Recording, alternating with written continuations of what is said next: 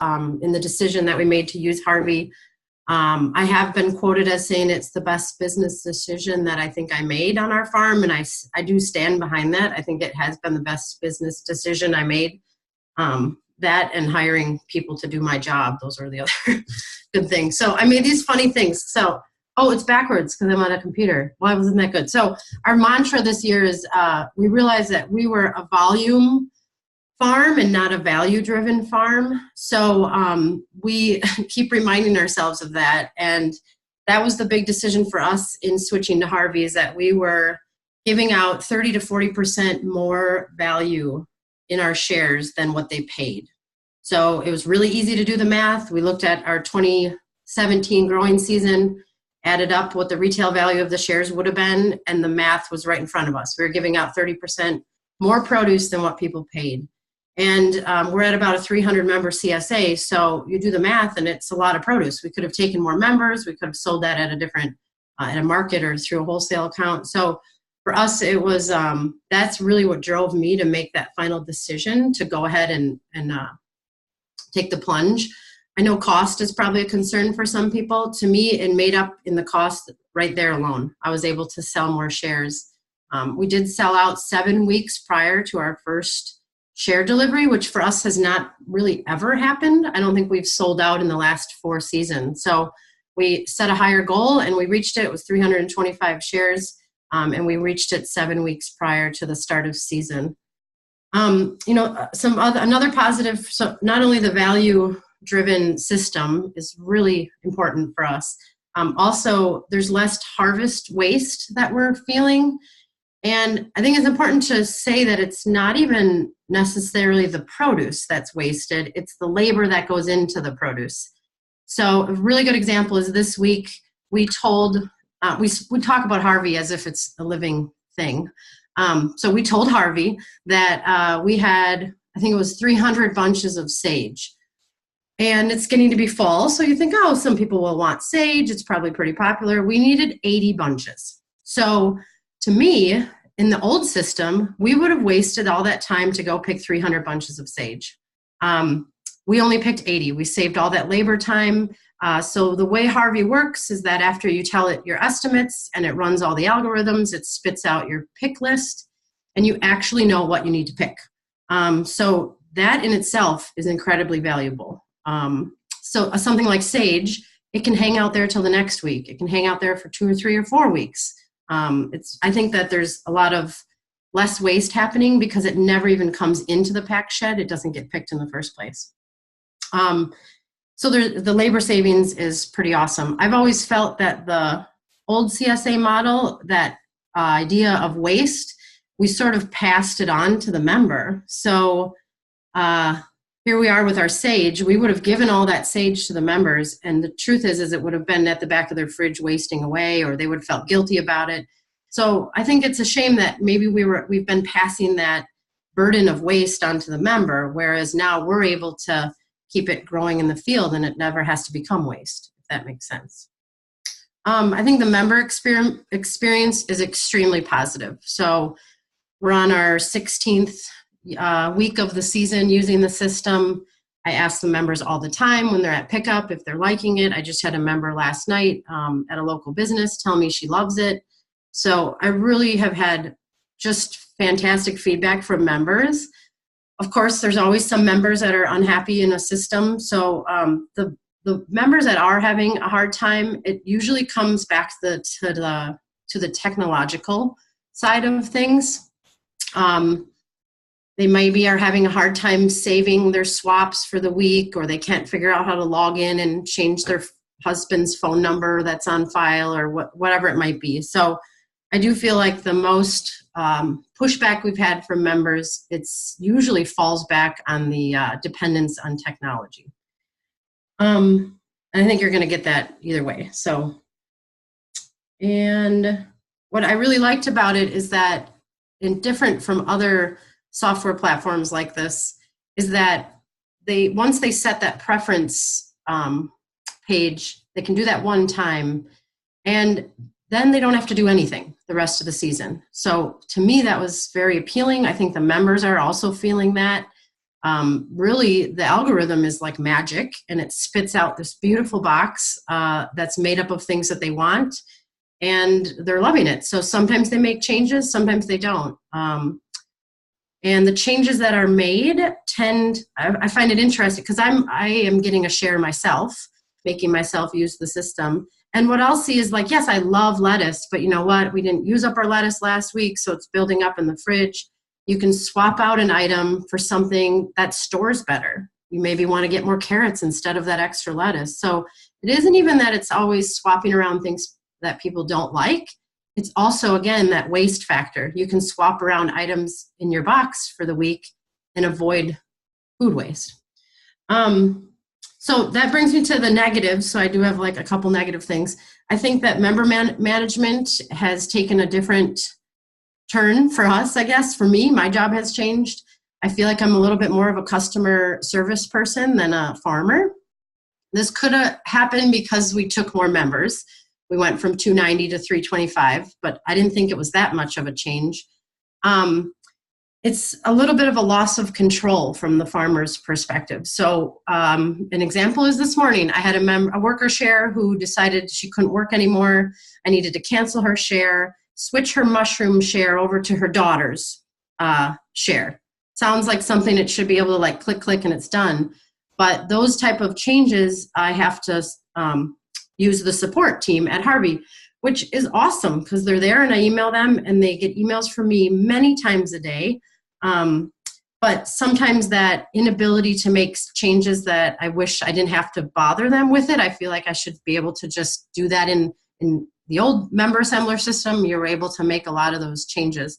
So I guess some of that loss of control can be a little bit challenging.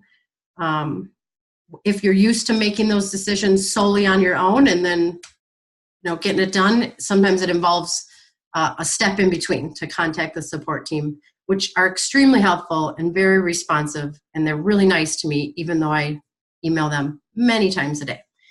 And then the other challenge, I think, is estimating your crop yields. Not on some crops. Some are very easy. If you have a planting of 1,000 head of lettuce, you know how many you can estimate in the system. But some of the other crops that have been challenging for us are broccoli, something where some heads are heading up good. We're not really sure what they're going to look like in a week. And then poundage crops like beans and peas, even our leaf lettuce. We grow a head lettuce, Salanova, for cutting. Some of those pound crops that you have to estimate a yield on poundage, I think is challenging. But we got better at it. We're doing pretty good at it. And we do have other outlets, market, wholesale, if we picked more than we intended. So I feel like I just said a lot of stuff. That's all that I had written down, and I can pass on the torch to Bart. Great, that sounds good. And just maybe a couple things on that. I'm sure people have lots of questions about like harvests, and I mean, we could probably talk for hours about that. And I think the one thing on the support side is like you've probably seen that is a goal to pass more of that. I think you were even asking that on support this week. Like we will be passing more of that to you next time. So, it was something about changing someone's site.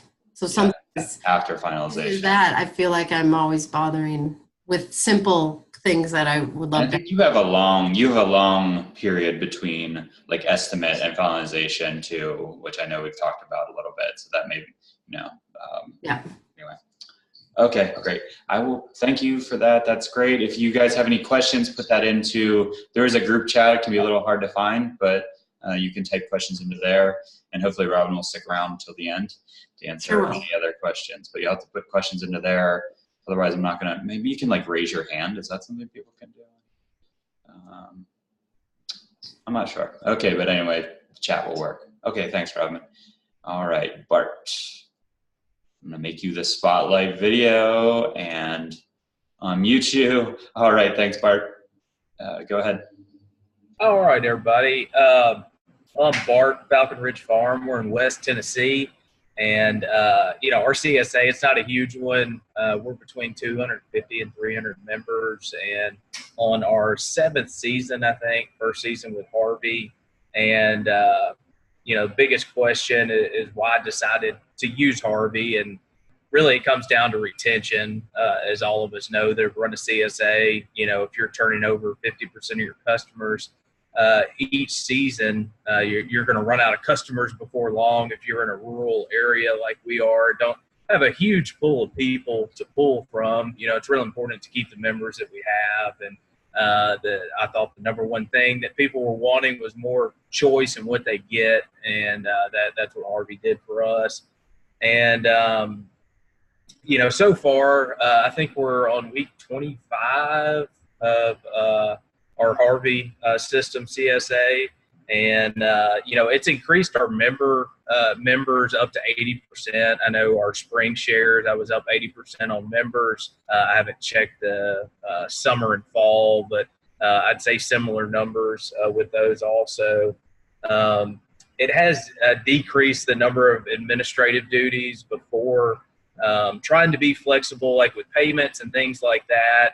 I don't have an accounting background, and so I wound up with, a whole folder full of spreadsheets trying to keep up with payments and billing and all that kind of thing, and Harvie's made that extremely easy. One thing I worried about with using debit cards on file is them failing or not working, and that hadn't been a problem at all. I think out of the thousands of transactions we've had, probably I've only had one member that basically got kicked out because she didn't update her debit card information. So I don't think that's anything that you really have to worry about.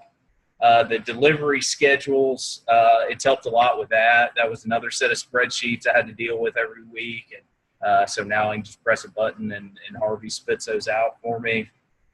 I really like the member notes. And that was a change that Simon and Mike made for us early in the year.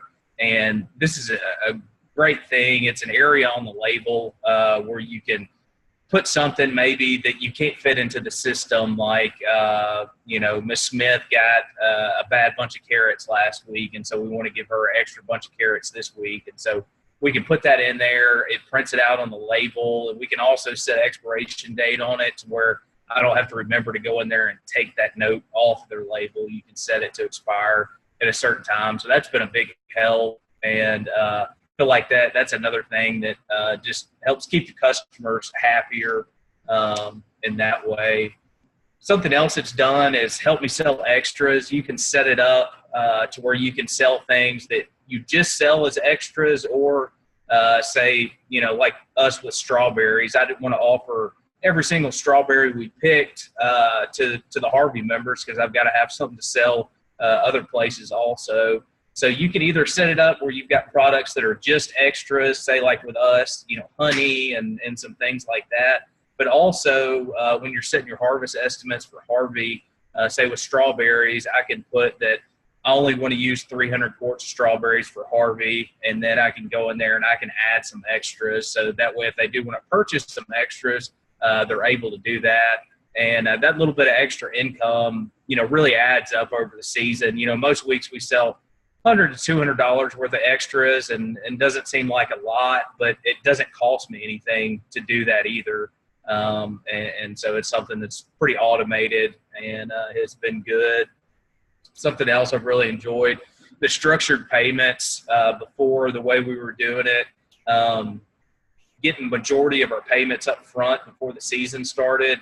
And if you're as poor as we are, you wind up spending and using most of that money before the season starts or is over. And so the way that the payments are structured with Harvie, where you're getting payments every week and drawing from those accounts, is awesome this year. I really enjoyed that. I liked being able to look on there and see, next week I'm going to get X amount of dollars from that. And so help me plan and pay bills a little better that way. Marketing has been great.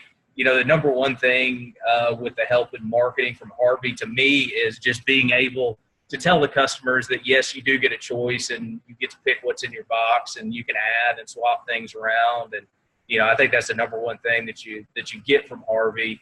But also, Stephanie and Julie and all of them at Harvie that have helped us with little things that seem little, email templates and recipe cards and things like that. All that stuff adds up, and they've been really great. And just advice, if nothing else. I know there's been several times I've had to email Stephanie just to ask her for some advice on an email campaign or something like that. And they were always there, responsive, and more than happy to help.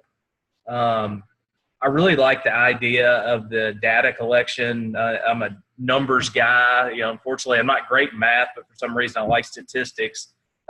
So keeping up with the preferences and the delivery extras and stuff like that from season to season, I think is really going to help with crop planning in the future. And like Robin touched on, it's going to help eliminate some of that waste and see that, hey, we're just planting way too much bok choy cabbage. It's not as popular as we thought it was. So carrots, it's more popular than what we thought it was. So we're going to plant more carrots and less bok choy cabbage next time. And so each year that you use Harvie, that data will stack up for you and hopefully make your crop planning a lot easier and a lot more efficient.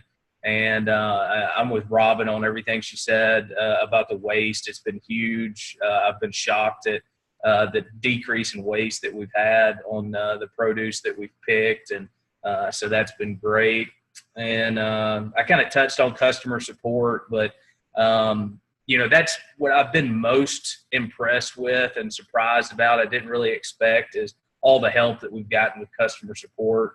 Q, if y'all don't know him, you will when you get started with Harvie. He's been great. And as Simon said, he's unflappable. And he takes a lot of the questions that you normally get and is able to answer them. And, if you're like me, where you are pretty much the sole person that has to answer all the customer feedback and that kind of thing, it's nice to have another voice in there to back you up or to help you. And just like Robin said, they take care of a lot of the small things that a lot of times I feel guilty for that they're doing and not me. But, we don't quite yet have the ability to do and make some of those small changes. But, Q and Mike and all of them, they never made me feel like I was putting them out, asking them to do something. They've always been very responsive and gotten it done.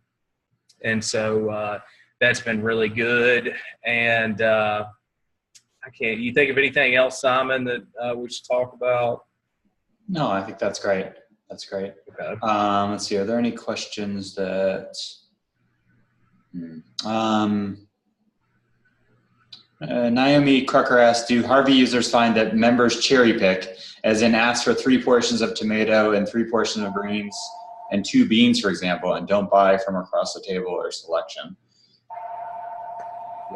That wasn't as big a problem as I thought it was going to be, like strawberries. I keep going back to that for some reason, but I was worried that there were going to be boxes where people just swapped out everything for extra strawberries. And, I can't explain why or how, but it really didn't seem to be an issue. Like I said, there will be some things that you find out that you've planted too much of, but that's where all that data collection comes into use. And then, the earlier you get your members signed up, the easier your crop planning is going to be, because you can go in there and look at the statistical preferences of people and see that, 90% of this group is rating carrots at a 5. And so I know I need to plant plenty of carrots. And so I think that's going to help out in the long run for sure.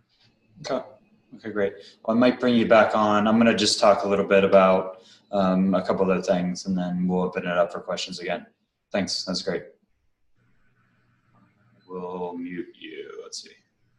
Where'd you go? I don't know. You might have to mute yourself, Bart. Sure. I can do it. All right. So I hope that helps. So type some questions into chat as you have questions. I'm just going to go through a couple details as far as applying and what farms are good for Harvie. Let me see. Share. Okay. All right. All right. So that was Falcon Ridge. There's Robin's farm, and there's Stephanie from our staff there. She visited this summer, and I keep saying I might get up there this fall, Robin. and then Falcon Ridge. I was there in March. So some of the types of farms that do well, there was a question in the chat as far as, is this for multi-farm programs? In general, this is not for multi-farm programs. It's, I know that food hubs and aggregators and all that's an important part of the local food system, but we're really trying to keep this just for single farm programs. And that's 75, I'll have another slide on that, but growing 75% of that main box on the farm. So whoever asked that question, I'd be happy to talk to you about that and see if we can figure something out. But in general, we're looking for great farmers with production under control, ready to grow your membership, innovators. And I think one thing that I've really seen, and I think Robin and Bart have done a really good job of this, is they've really gotten excited about Harvie, at least in the way that they're talking about that to their members, and that excitement really spreads on to their members. And so I think the farms that really sort of buy into the concept, and those are the farms that do really well. I know Featherstone Farm just came on board with us in the past couple of weeks, and that you can check out their social media, and I think they've done a really good job of that as well. And hopefully that there's less time administrating the CSA with Harvie, so you want to spend more time farming. Also, we noticed that farmers that have had bigger numbers in the past are looking to regrow the membership. That can work really well, because then we can go back to your past members with email campaigns and get those people to sign up again, and they will come back. So there's some of the types of farms that do well with Harvie. Also, farms that need help with marketing. So if you have production under control but need help with marketing, that's what Stephanie does, and she's really great at it. And that's really, I think, where a lot of my focus is going to be after going to 2019 and beyond, is how do we market this, and how do we really grow this market? And now that I really feel like we have the technology under control, that is a high retention program, we'll be more and more focusing on the marketing and sales side. And so these are the actual requirements. Here's where I say growing 75% of the box from the farm, a minimum of $25,000 a year in farm share sales, but we're looking for farms that can grow to 50,000, 100,000 and beyond. And that's really because of the amount of time that we spend with each farm. And I think Robin and Bart can attest to that in the marketing and the setup and all that. We spend a lot of time with the farms. It's much more of a partnership than anything we've done in the past. And so it just makes sense for us to work with growers doing some more volume. And then we want growers that have at least 5 years of growing experience. And this is because y'all know how hard it is to pull off a CSA box for, well, Bart's like, what, your 28th week, 16 weeks. You know how hard this is. And this is sort of a crazy thing to do in a lot of ways. I know that. And so you really need that growing experience. And since we're making, it's important to us for that end member to be happy, and part of that is a really great product that's coming off your farm, of course. And that's probably the biggest part of it, right? And thinking about food safety and GAP certification is good, and then of course proper post-harvest handling that goes towards the quality. So as far as the application process, so you can go to the website now. That's harvie.farm/4farmers. I'll send it out tomorrow morning.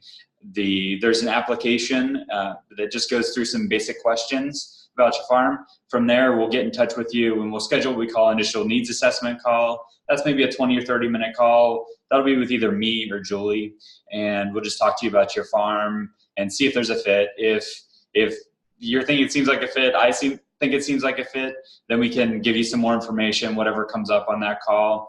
And also give you a cost benefit analysis if you're thinking about the cost and whether it makes sense. And then hopefully you make a decision. And as Bart said, I think the earlier we can get your sign up going, the better. I know a lot of farms have waited until after the first of the year to sign up, depending on where you are geographically. But I think if you can, we should get even if it's towards next year, we should get the sign up process started now and started to get people involved and get your members signed up now if we can. The longer it's up there, the better. So yeah, so once you've made a decision, if you say go, as far as getting your first member sign up, it takes about 1 to 2 weeks. We do the setup for you, which is different than the way we did it in Member Assembler. And this is because we get to talk to you. So one of the first things we do is a kickoff call. So we'll talk to you about the about your program and what exactly you want to do, what options you want, your pickup locations. This is actually what we give you now, and this is not something that Bart and Robin had last year, but we'll set up a folder like this for you, and you'll type in your, this is where you put in all your shares, the different sizes, the different prices, descriptions, and so we'll go over this with you on that kickoff call, and we'll do the setup for you. So you don't have to learn the system, which is, I think, really nice.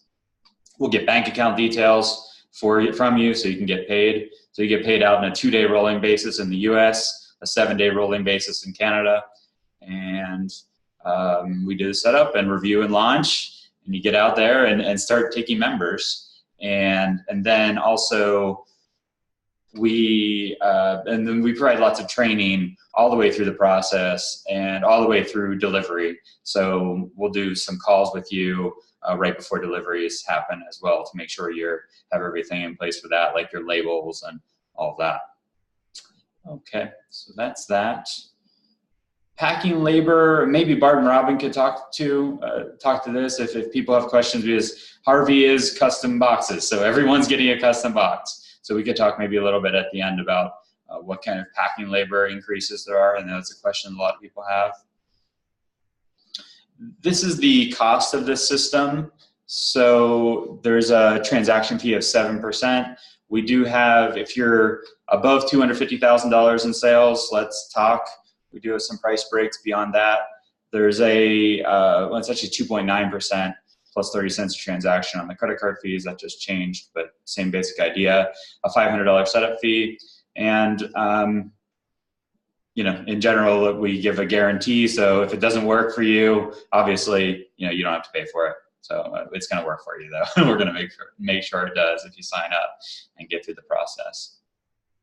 And then what I'd also say about pricing is that we'll work out a pricing plan that makes sense for you as far as the cost of your shares and something you're comfortable with, because I definitely don't want this to decrease your profitability. This should at least maintain or increase your profit margins, and there's different ways to think about that. And that's what I go through in the cost benefit analysis. So you can grab this if you want, or I can do one with all of you. And that's about all. So the application. So the application is live on the website now, but I'll also send that out by email. And we're doing sort of a main application process over the next, until next Friday. And then we'll sort of review all those applications and do calls with you in the meantime. And so if you're thinking about it, let's get that application in. Even if you're not ready to do sign up for a couple months, that's okay. Let's at least know what's going on there. So I think that's about what I have. Let me go back to questions. Okay. Ran away from me here. Aren't I supposed to be the tech guy? Okay.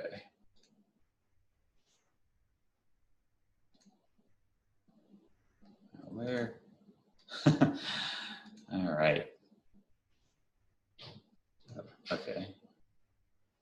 Trying to find the chat. This is why I know you can find the chat. Simon, this is Robin. I'm happy to talk a little on that labor of packing labor. Do you want me to talk about that? Yes.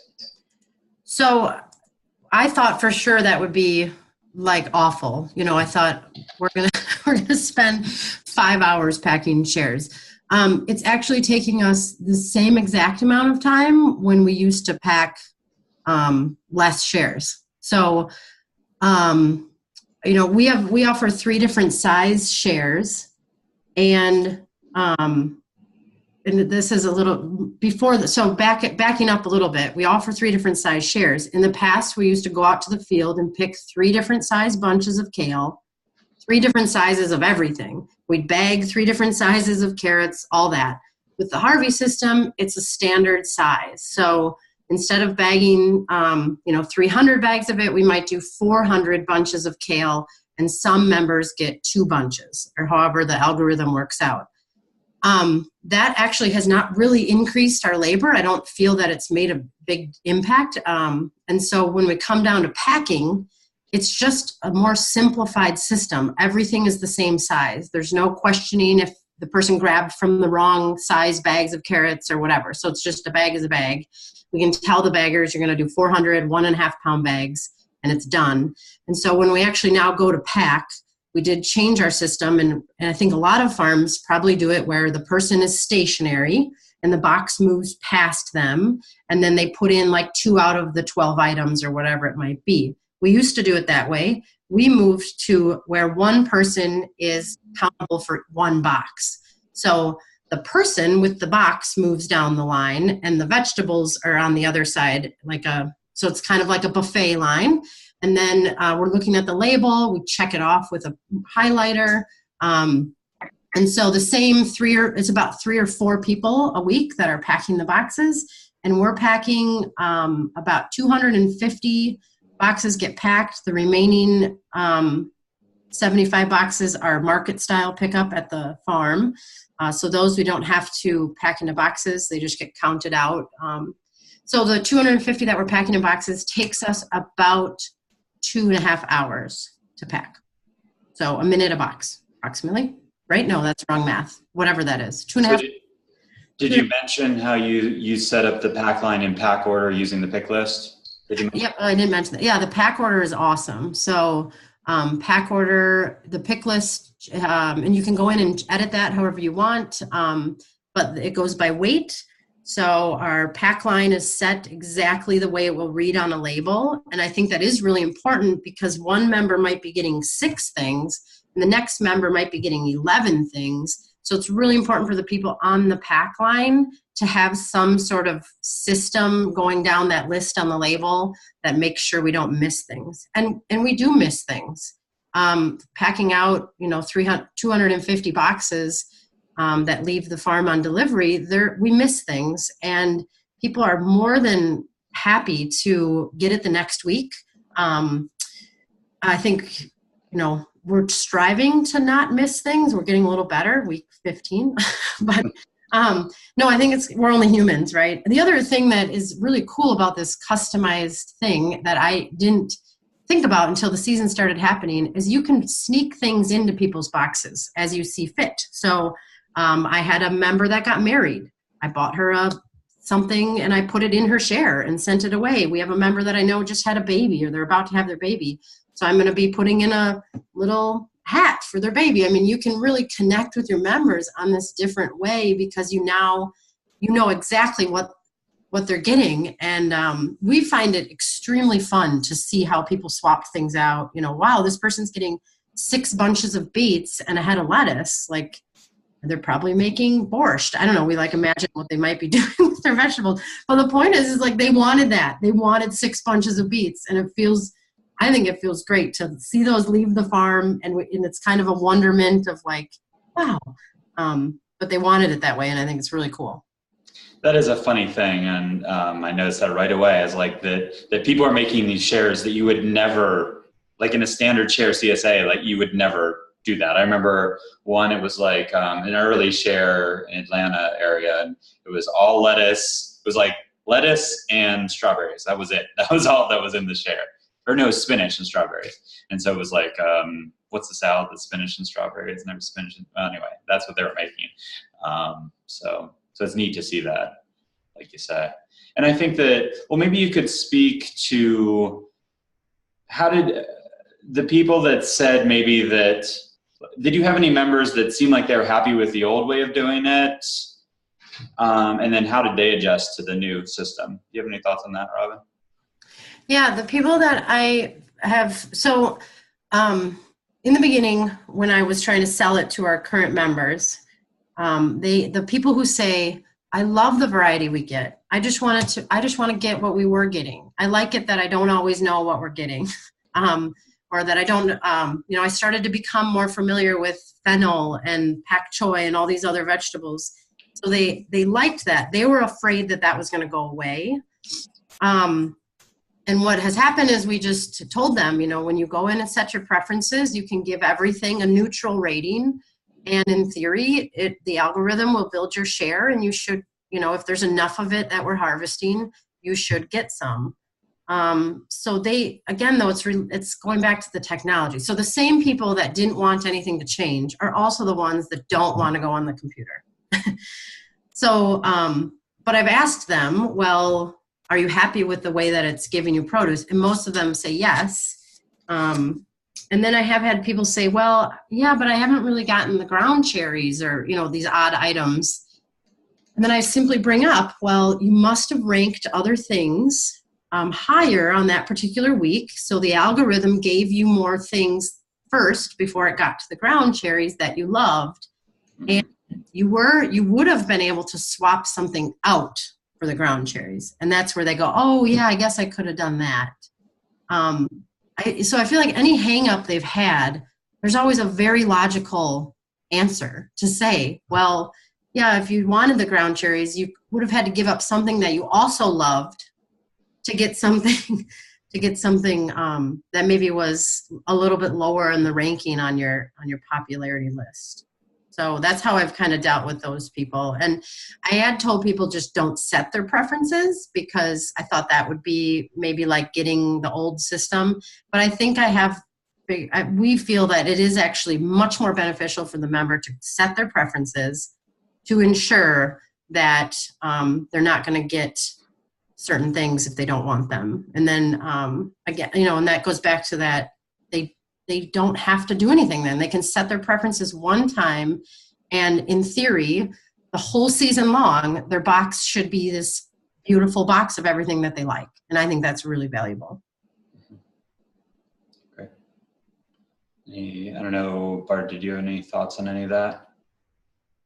There's different questions in the chat too. I know one thing that I forgot to mention that I wanted to is that the customized boxes, another way that it helps be efficient is if we didn't have enough of one thing for everybody to get it in their box, we didn't offer it. Now, that's not a problem. If I've only got 25 bunches of kale, but I'm packing 100 boxes, it still gets used. And we've liked having that ability to use everything that's ready to harvest, even if it's a small amount. The Harvie algorithm still takes care of that. We've enjoyed that. Right. That's nice. Okay.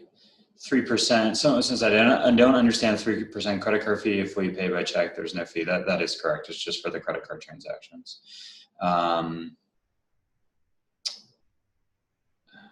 Okay, the Berry Bot. This is Robin. I was just going to say that on that note, not processing checks is a wonderful thing. And I think Bart sort of mentioned it, that I personally, my time spent on the behind the scenes part of yes, I'm doing more customer support, I feel like, with my members, but the processing and like that behind the scenes processing checks, or that has dramatically decreased.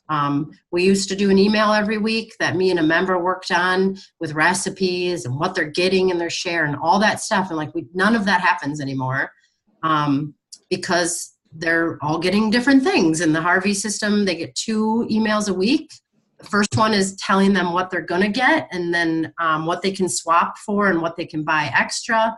And then they get another email on the day of delivery that kind of finalizes, this is actually what you're getting. And so 2 emails a week, we're able to put in farm happenings and tell them what's happening on the farm, and it's all integrated in that.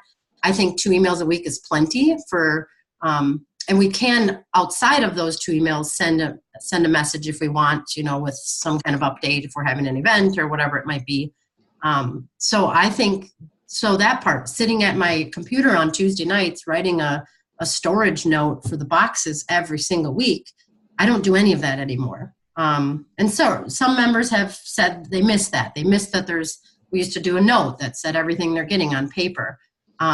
Well, everyone's box is different. So I have that excuse now to say it wouldn't be well spent. So you're better off just referring to the menu tips, storage tips that the Harvie system sends out. And they're really fantastic. I think you guys have done a really good job of making those creative. They change every week. So even if we're giving lettuce every single week, the menu planning seems to sort of change it up, which is nice.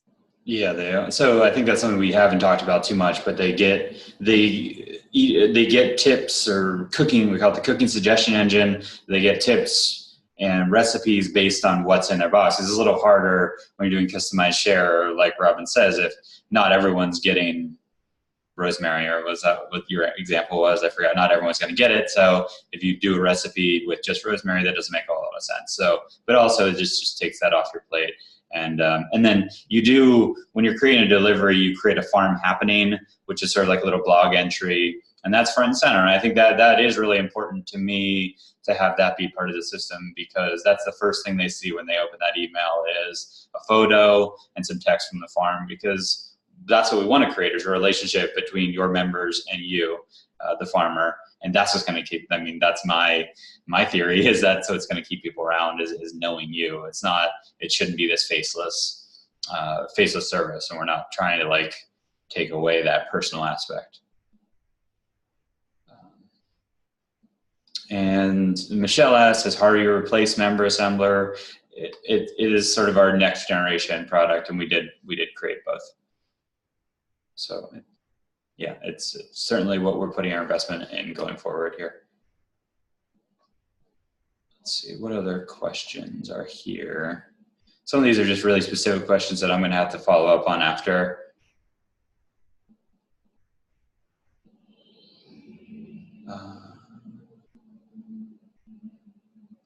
What do you think? Naomi asks about, so it sounds like, Robin, you have this where some people are doing market style and some people are doing box shares. So you let your market style people customize their share online, then you use the market share report?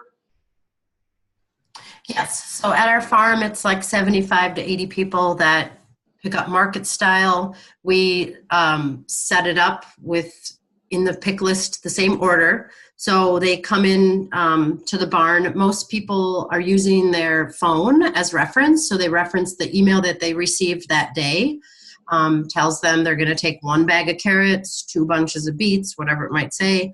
They just go down the line and gather their items. We also have a couple printed copies of what Simon just referred to, the market report. So this is like, it's basically like a condensed version. It's everybody's list for the week kind of put together so we have it like, it's like a packet, and they can pick it up, find their name in it, and then it'll show them what they're getting in their share for the week in case they forgot their phone or the wife sent the husband. We have had a few issues with the market style pickup where somebody, and not picking on the husband, but this is exactly what happened. He came and took 1 of everything. And he said, my wife told me to take 1 of everything.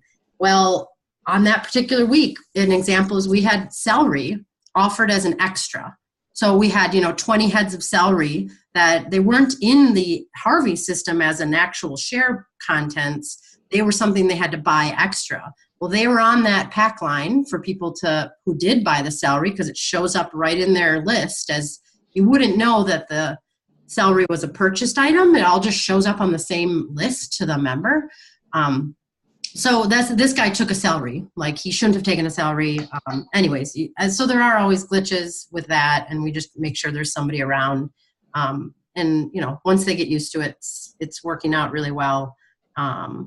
And yeah, so it works out great. The market style is definitely working out really good at the farm. I was worried about it, but it's great.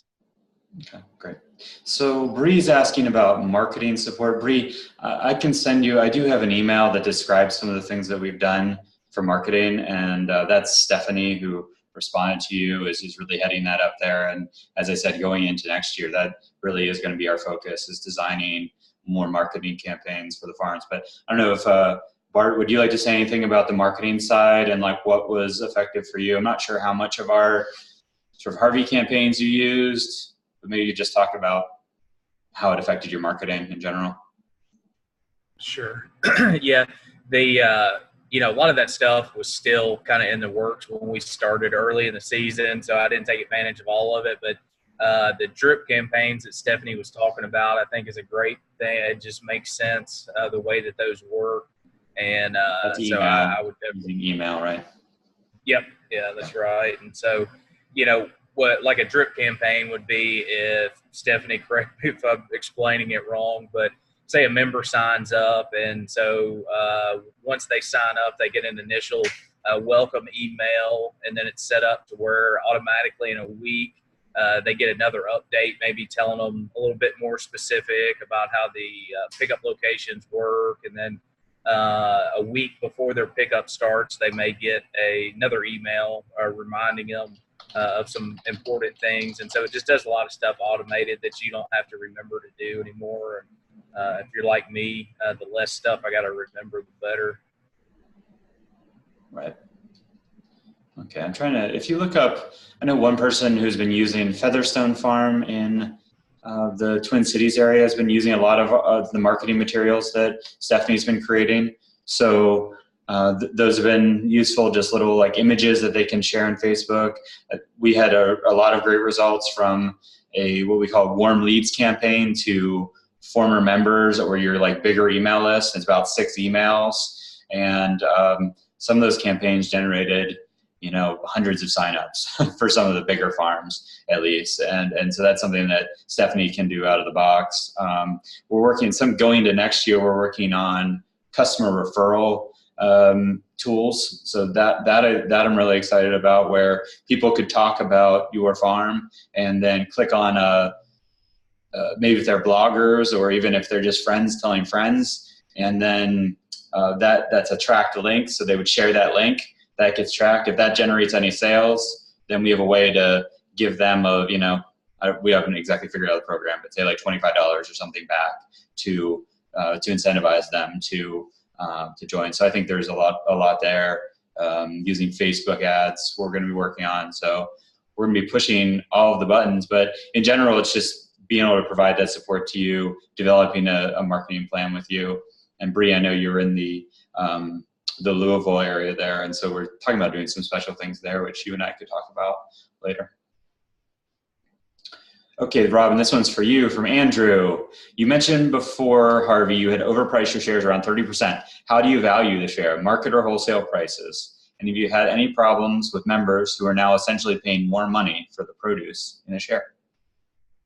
It's a good question and pretty straightforward answer. We do a retail price, so like market price, and we have not had any problems. I actually have, it's another thing I sort of indirectly ask members, like, how are you feeling about this season's yields? Like, do you feel like you're getting, a good amount of stuff? And they say, oh yeah, plenty. I had one person Harvie ran a mid-season survey for us. So that was really nice. I didn't have to do a mid-season survey to my members. And I think one person in that felt that they said something, I don't know if it's the weather, but it seems like we're getting less produce. One person said that out of 75 people that answered the survey. So, they aren't feeling it. We are using the market price. There is a way, and I don't know if I should share this because I think it's the wrong way to do it, but you are able to set your target value that behind the scenes higher than what the person paid. So an example is our medium share, the person paid $29, but we have our target value set at $30.50. So when the algorithm runs, it fills their share up to $30.50 or plus or minus 5%, or I should say up to 5% more. So that's how we've been doing it this year. Next year, we're moving to our target value will be exactly what they paid. We did that on purpose in this first season because we were afraid of exactly that. People would feel like they're getting less. So I guess important thing is to say is that every week you set the value of every item. So if you feel like you're at a time of the season when there is just not a lot of things, you can, or the box isn't going to be like full, like we all want our boxes to look, you can, on a weekly basis, adjust the value of every single item. So, and we do that every single week. A bunch of cilantro 2 weeks ago might have been $2, and now next week it's going to be $3 because we're going to make them a little bigger or we have more of it. You're able to adjust that value And that can be a way to ensure that your shares are going to be as full as you want them to be. But I think we have to not get carried away with that, or I'm just going to fall back into this more than what they paid. So we try to stick to our market or retail value. And in fact, I've had like about 4 to 5 members this year who decreased share size. They went from a large to a medium, or they went from a medium to a small because they said it was just more than they could use. So and those are returning members who have been around for a few years. So they actually felt quite differently.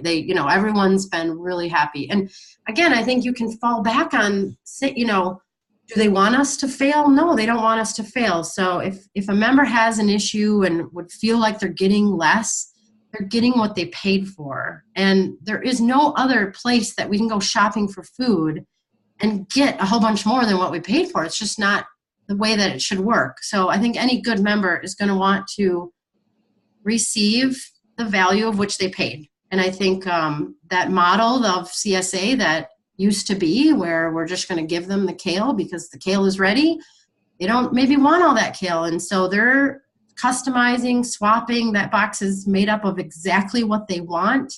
And that's extremely valuable to them. They're not wasting. So we should not be afraid to be charging and filling the boxes with the actual value that they paid. I think we should all start doing that more, and then we probably could sustain the model for longer. That's great. Exactly. Yeah. Couldn't have said it better myself. And I think it is important to note, though, that as I was designing the system and wanting to make it more customer friendly, and that Harvie does know the value down to the penny of every single share that goes out, but we don't really show that to the member. I think that is important, that it still feels like a CSA program. It's sort of trying to get this like best of both worlds, and I think we've towed that line pretty well. So the best of both worlds between like a CSA share and like some kind of totally a la carte model. So maybe they're getting a $25, they paid $25, maybe their box has $24.88 of produce in it, and we're not telling them that. And we're not saying, they're not asking, well, where's my 12 cents kind of thing. And I think that is really important. Bree asked about how many on average of boxes are customized. So they are sort of pre-customized by the algorithm, of course, and we're finding about 45% of shares are customized. So people love this. We see in the, we have a member group for Harvie members of the end consumers, and one of them was saying how much they love getting that email each week and seeing what's going to be in their box and customizing that. It is really fun. And eventually, all of the staff here at Harvie, we are members of Rivendell Farm, and they get delivered here, so we're using it every week, and it's always something to look forward to. I would say on that too that just remember they're not necessarily customizing because the algorithm didn't run it what they wanted. It's not that the algorithm did a bad job and then they're forced to customize. It's that it's really just awesome to customize. It's really fun to swap stuff out. And again, I'm using it, like I get excited to actually like get the email that I sent, which is, but no, it's, my daughter likes ground cherries, I discovered. So that was fun to swap out cherry tomatoes for more ground cherries.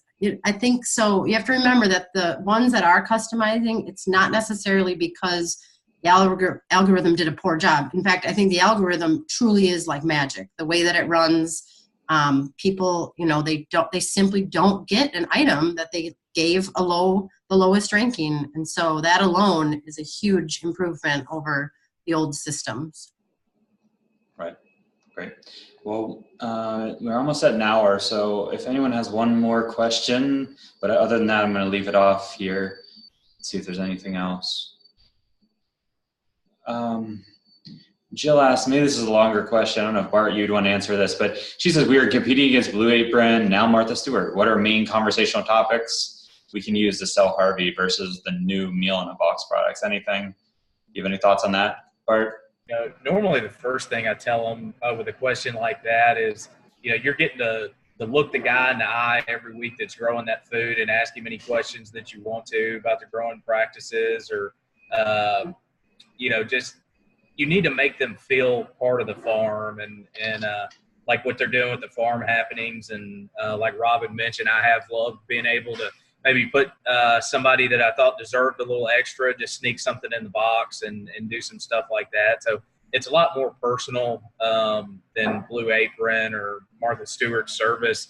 And but like I said, I think the biggest thing is that it's guaranteed local. You know for sure where it's coming from. You know, I can take you to the plant where we pick that squash and show you. And I think that's really important to a lot of people, and that's something that those bigger services can't do. All right, great. Well, thanks for coming, everyone, and special thanks to Bart and Robin. I really appreciate it. I'm going to